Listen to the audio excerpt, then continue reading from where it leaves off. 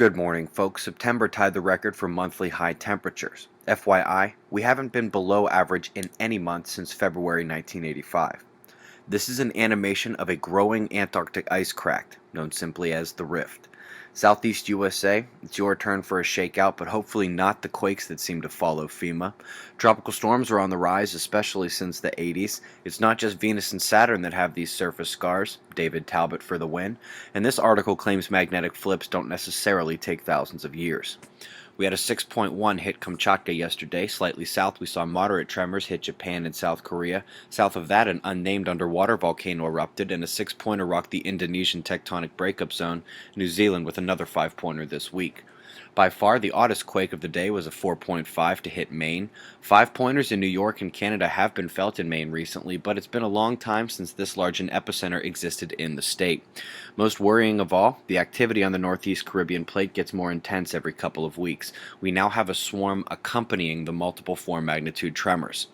Back to the tectonic breakup zone. It's a really good thing they put this buoy out there. It got the job this year and sat above 4,600 meters of water approximately when drops in depth indicating seafloor rise in the hundreds of feet per day range began. This was when I last reported it. Well, she's on the move again. The seafloor rose another 300 meters. The depth just over 3,900 meters represents a 700 meter seafloor rise total in the last 3 months. That's over 2,000 feet. Mainstream probably shouldn't ignore this much longer. Pressure map for the U.S. You can see here on the wind map correlated where dry northwest air will meet the Gulf moisture and create our watch zone for this evening. Europe has one front of note moving through. This is pretty much all you guys got. Australia has been a bit warmer on average, but New Zealand, you are stuck in that Antarctic low. Praparoon and Maria in the West Pacific are weakening as they creep north. Aeneas has lost its eye and is almost dead. Paul is dusting the Mexican subduction zone before going to sea, leaving Raphael as Earth's most powerful low, headed north as well. Earth footprint is on the southwestern Earth-facing limb. It's connected primarily with these 3 connectivity points, with the other magnetic connections near the bright active regions. If the sun ever wakes up, let's hope our footprint has moved.